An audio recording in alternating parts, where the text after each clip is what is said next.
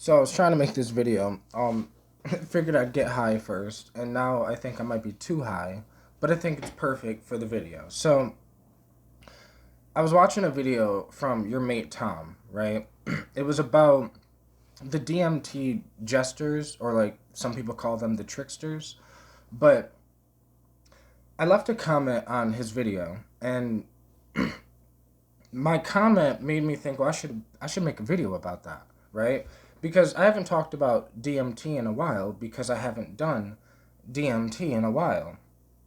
Um, Over the past since 2020, I've been exploring more with LSD, which LSD helped me organize my mind better. Like it's more of a mind thing, where DMT is more of a from point A to point B thing. Like it's like you can go somewhere, you can leave your body, you can meet and speak to these entities. And one of the types of entities that a lot of people see on DMT are the jesters, okay? The jester entities, some people call them the tricksters. I've never looked at them like tricksters. I understand why people do, but that's just I've never thought that when I seen them. Because the first time I seen them was 2015. Okay, so this was a time where I couldn't just really look up on YouTube the DMT jesters. Yeah, I could look up videos about DMT, and I would hear Terrence McKenna talk about the entities and the self-transforming elf machines and the like, but you couldn't really find much about the jesters. So I went in and I'd seen these things, and the first thought that came to my mind is they remind me of, or at least this one jester I met reminded me of the ringleader of a circus. Okay, he had the vibe of a ringleader of a circus, but also somehow the vibe of a clown, but also more like the vibe of the who was I can't fucking remember the name, but you remember back when kings and queens, right? And they had that person. I don't know if they called him the fool or the jester or the whatever. It was the guy that's supposed to make them laugh type shit. It's like if you took all of those archetypes and you slammed them together, it would create the DMT jester archetype, right? But if you break it down to archetypes, because I'm talking about seeing the actual entity. I'm a human being entity. I'm a human being, right? And you are seeing an entity on the screen right now, okay? And I'm talking to you. The DMT jesters, it was very similar. Where except it's not through a screen. I'm in my DMT trip, and then I see this jester, okay? And he reminds me of a ringleader of a circus. He's on some tricycle thing going around this room. Okay, in this room, the walls are made of the DMT fabric. I don't know how to explain it, but the walls are made out of this geometrical fabric. Okay, and he's going around. It's like I'm in the middle of the room. He's going around the room, and he's just singing Uma Jata Ama Uma Jata Ama Uma. It's the light language, and as he's singing this, he's going around, and this portal thing was opening up on the floor, right? Okay, but so he was a jester entity. But as he was doing this, this was at a time. This was 2016. This was at a time where I stopped making music. Okay, so at this point, I haven't made music in a long time. I used to rap, but I also would make digital electronic music with FL Studios. So as I'm in this experience and this gesture's going around, I'm sitting there kind of confused. But then I got the jits that he wants me to do what he's doing. So then I start singing the same thing with him and going around. I started doing it with him. And it's funny because I'm out of my body at this point. I'm in DMT space. So as I say I'm moving around, it did feel like I could move, like, and it felt like I was dancing, like, like kind of like bouncing, and as I was moving around the thing with him, but he was still on his tricycle thing. Now, that Jester is what made me get back into making music. That experience. That experience, because it's like in that experience so much more happened than just that, but like obviously it's so hard to bring back all the information out of a DMT trip. But in that experience, it's like I could hear music being like he was somehow singing Uma Jata Ama, and this geometrical thing was being like created in the room, and it was like I was doing a duet with him, and we was doing this, and it was creating like the sound, the words, the whatever were becoming visual geometric objects or patterns or shapes that came together so perfectly and flowed and started moving together so perfectly, like each different sound. And when he would somehow also be able to add sound from somewhere else, like it's all of a sudden I can hear like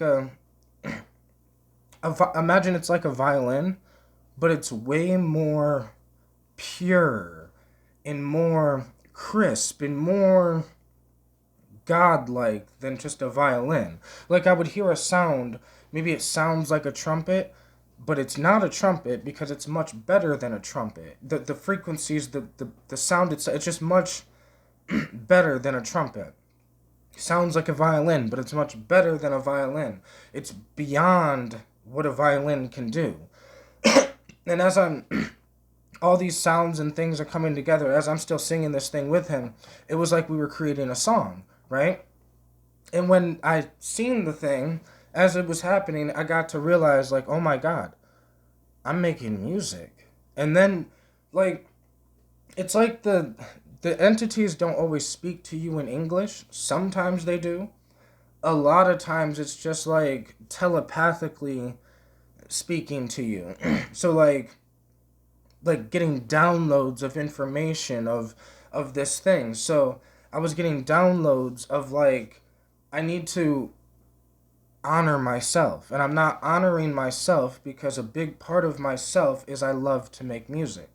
And it's not about and in that experience I was reminded that it's not about whether other people hear the music, because in that room it was just me and that Jester. That's it. We are the only ones that seen and heard that. We're the only ones that were in that experience. So, meaning I've heard a song that no one else has ever heard and no one else will ever hear. But that does not mean that we should never have made the song. Like, in the human world, something I've learned from the Jesters is humans take things so seriously. Because, like, in the human world, it's like, why make music if no one's ever going to hear it? Like, no one really makes music unless they have intentions to put it out. And if you tell someone, I make music and I've never put any music out, they look at you like a failure, right? But that's a human problem. Because the point of making music is not for others to like it. It's to express your soul. It's to express that moment. Like, in that moment, me and this entity singing this thing, going around the thing, like, I think I have a trip report about this experience. But the trip report was so long ago, and, like, there's so much information missing from that trip report because, like, so much more went on that I could fully grasp. And it's like, it's funny that years after a DMT trip, you can start be like, oh yeah, this happened after that thing. And like you almost forget, but then you can be reminded years later. So like, I was reminded when I seen that video by your mate Tom, it hit me like a ton of bricks.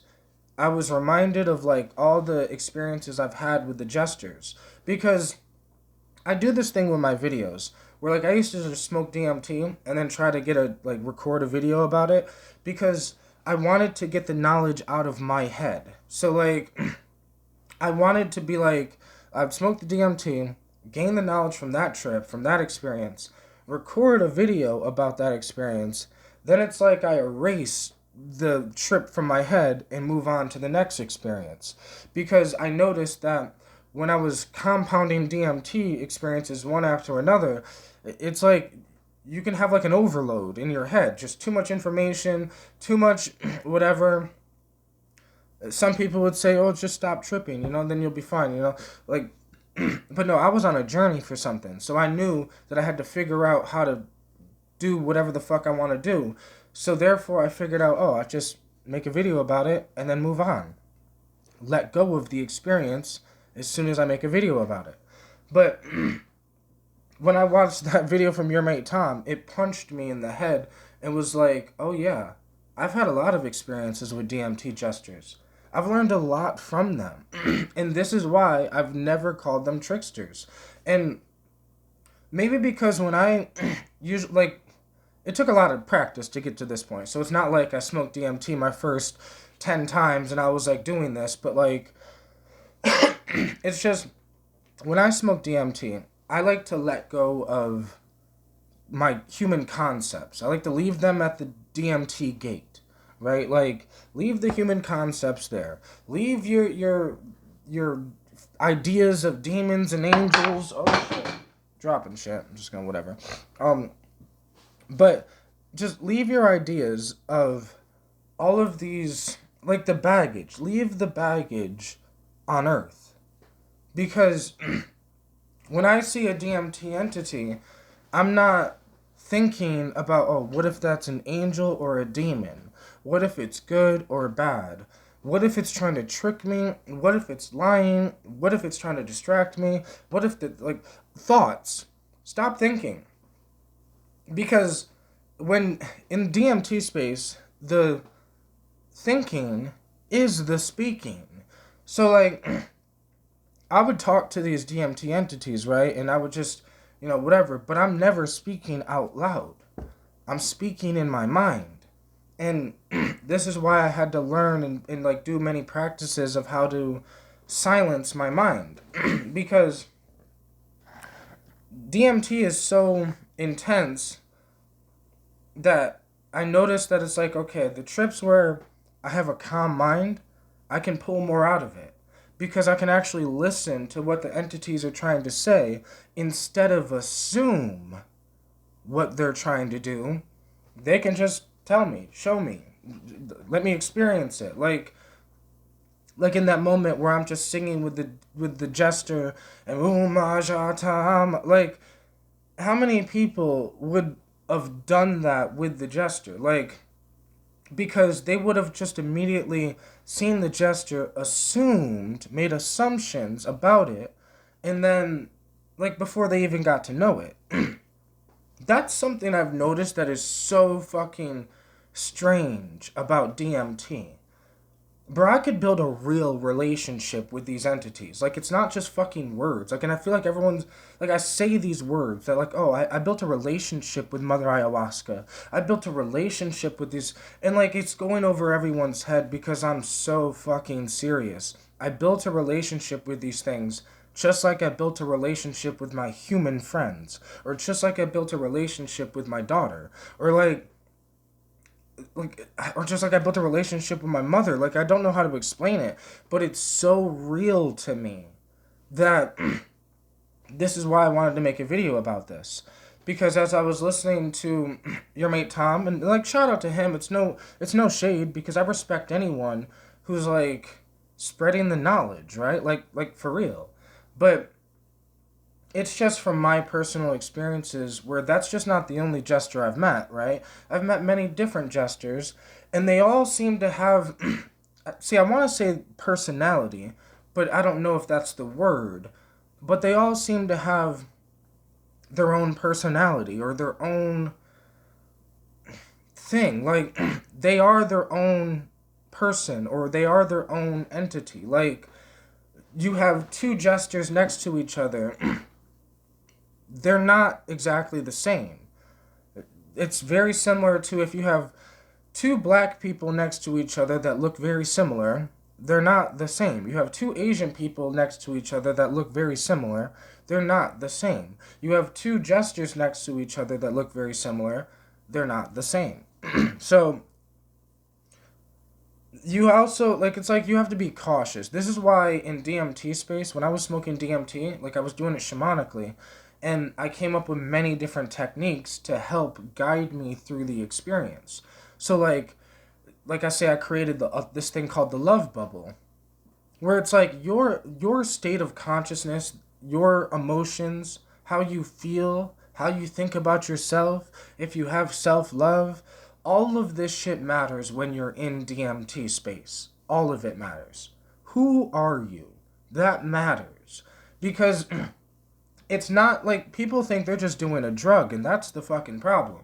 No, you're giving yourself access to the spirit world, which in that world, right, there's things that can help you. Just like in this world, there's things that can help you, right? Like, I said it in a video a while ago, that if you're a happy, positive, uplifted person, right, negative people are not going to want to be around you. So, like, you're going to repel negative people. Negative people are going to hate you for being happy, right? For being at peace. Like, it's envy. It's this thing, but it makes it so they don't want to be around you. You know, they just want to talk shit about you or whatever the fuck. But, like, that's real in DMT space as well. So, if you're a negative person, you will most likely attract more negative-like entities. Like, and I'm not saying, like, demons, like, because this is where the jesters kind of laugh at us, because it's just funny. Because we look at it like demons, but when let's say some evil human being, right? Evil's a weird word, but I mean, like, someone that's just negative as fuck. Like, negative is all hell. Just such a negative person. You know, they carry this dark energy with them, right? If that person smokes DMT, those entities might look at that person like a demon if they believed in the word demon, right? Like, it's the human concepts that then create fear because we don't understand what we're seeing. And now, even though I don't understand what I'm seeing with the DMT entities, I treat it just like I did when I was a child. When you were a child, you didn't understand what you were seeing either. Like, here on Earth, when you were a child, you didn't understand what you were seeing. You were just in the human experience. You weren't thinking about it. You weren't over-analyzing it. You weren't feared with, like, oh my God, I gotta be careful because that's a demon. No, because before you were a child, like when you were a child, you had to be taught what the word demon meant. So before you knew what that word was, you wouldn't have thought, oh my God, that's a demon. That's what I mean by human concepts, and leave them at the door. Like, there are ideas that we learn in the human world that kind of prevent us from truly experiencing the other world. So with the DMT jesters, right, I only never looked at them like, I understand why people call them tricksters, because they have like a trickster vibe. But like some people say they have like a childlike vibe. But I say the childlike vibe is just what we actually are. You know how, like, in the human world, we have this thing where we think we're grown, right? Like, I'm 30, okay? I'm 30 years old. I could be like, yeah, I'm a grown man. I'm grown.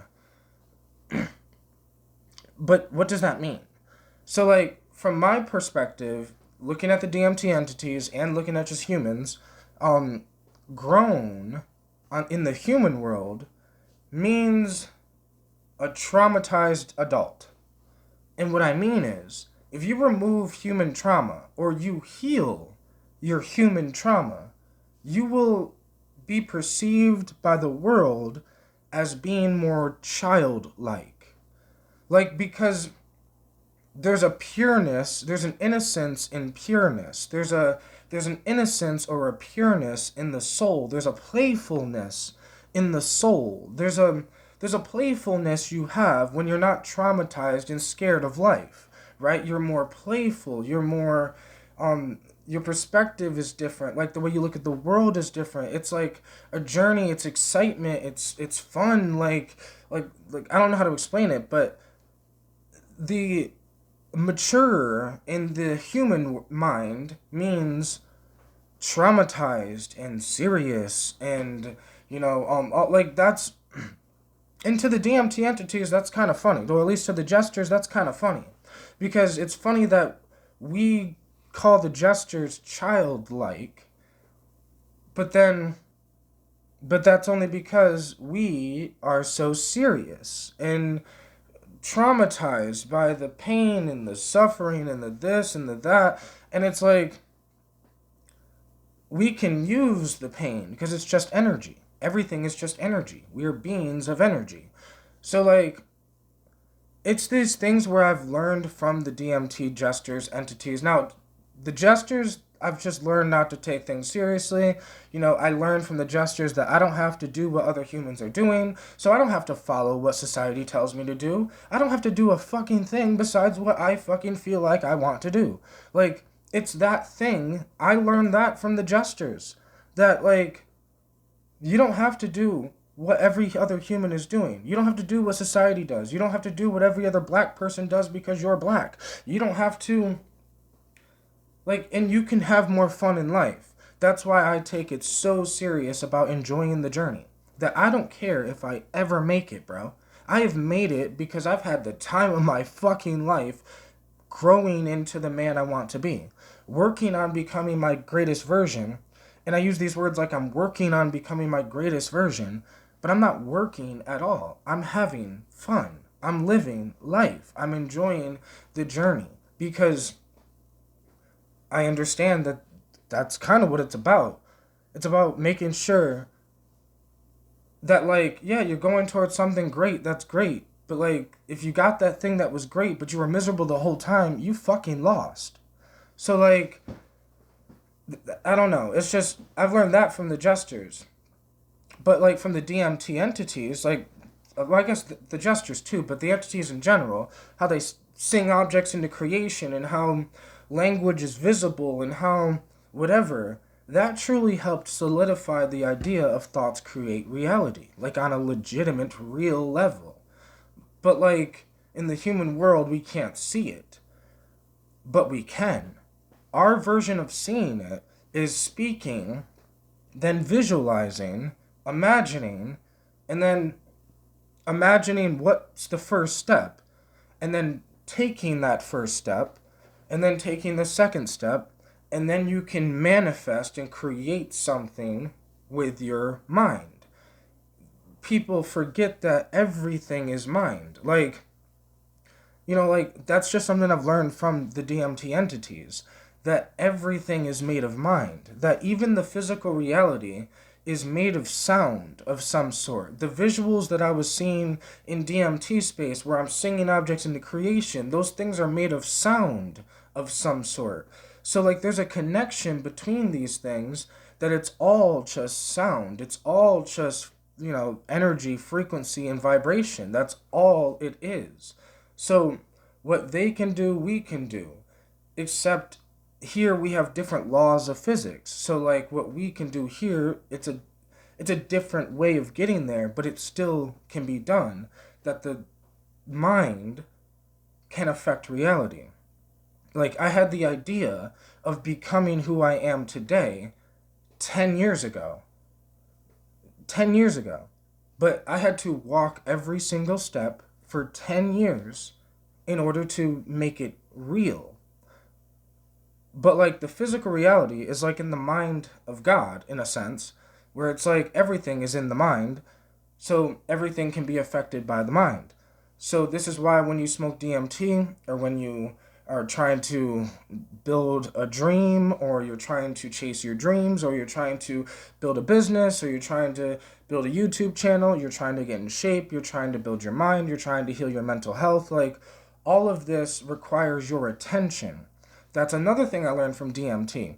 Terrence McKenna would talk about, you have to pay attention. Like, don't give way to astonishment. Meaning, when you smoke DMT, you're gonna get hit with all these colors and shapes and all this other shit. You have to learn how to control your mind so you're not there doing, oh my god, look at these crazy colors, the shapes, oh my god, this can't be real, holy fuck. Like, you have to learn how to settle yourself down, calm your mind while you're going through this experience, center yourself. And, like, basically, we have to learn the mind. But learning the mind will help you interact better with the entities, interact better with the DMT experience in general. Like, where it's not just some thing where people are like, oh, that was so crazy, bro. Like, even people are talking about they see entities. But it's like, well, what did you learn from those entities? Probably nothing, because in order to learn from them, you have to shut up in your head. You just have to shut up. Even if it's for 5 seconds. If you could just shut your head, like in your head, if you could just shut the voice off for 5 seconds, you have no idea how much time that is inside of DMT space, right? That's enough time to possibly get, maybe, a conversation in with an entity, or like enough back and forth, maybe a good download, maybe a good whatever, right? But if you can practice it and learn how to silence the mind for 10 seconds or for 20 seconds, right? Like, but these are things that I took so seriously because I'm on a real shamanic journey. So I really put the work in to learn how to meditate, to learn how to silence my mind, to learn how to do breath work, to learn how to communicate with the entities, to learn how to, like, all of these things, because to me, it just became life to me. So life became this thing where I'm a human being, or I'm a soul that's in a human body, and then I was working a job, I was working at this pizza place for 4 years, like when I was mainly smoking the DMT, and then, I would smoke the DMT and I'd go into this other world, and it literally felt like I was living a double life. Like I was living a double, like literally, like one in this dimension, one in the next.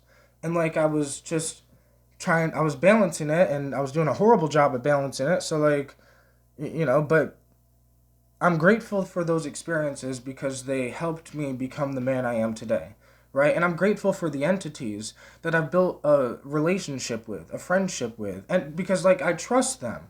That's the thing I want to leave this video on. I don't trust every entity, but I trust every entity I have interacted with. Like, because I create the love bubble, when I go into DMT space, this like energy force field in a sense, the negative entities don't want anything to do with me. Like, I could try to go to them, but I'm just gonna try to love them, right? Like, that's what I'm gonna try to do. Like, they're gonna be like dark entities or whatever. I'm just like, bro, I love you. Like, come here, give me a hug. Like, damn, like I fucking love you. Do you understand you're loved? Like, because that's just how I am in DM. I'm a little bit of a joker, or you could call it like a jester or whatever. I have that vibe sometimes when I'm in DMT space, because it's like if I see a negative entity, I look at it like, bro, just come on, give me some love. Like don't be scared. Like I don't know how to explain it, but like I've learned to have fun with it, because it's like, damn. Like, if that's what life is, or if that's what death is, or if that's what the fuck, then just like if this is what life is, I'm gonna learn to have fun with it. Other humans say, oh, life is hell. This shit is bullshit. But I guarantee I've lived a harder life than you. Well, for most people, right? In the modern American world, right? I can't speak for, like, outside of America, but it's been kind of rough. But it's been fun and exciting and amazing as fuck, right? Like, I've enjoyed it so much, and I'm so grateful that I was able to have this human experience. Just like I'm so grateful that I was able to have those DMT experiences, and I was able to experience what it was like to, like, be, I guess, a light being, and singing objects into creation, and meeting these entities, and doing this thing. But I don't know. I guess, like, I'm just gonna end the video, because I'm just gonna ramble on forever. But, yeah, I guess what I'm saying is, DMT is not just a psychedelic drug. It gives you access to the spirit world. Like, for real. And you don't have to believe me. You don't have to believe in the spirit world. You don't have to believe in anything. I'm just telling you what my experience has been.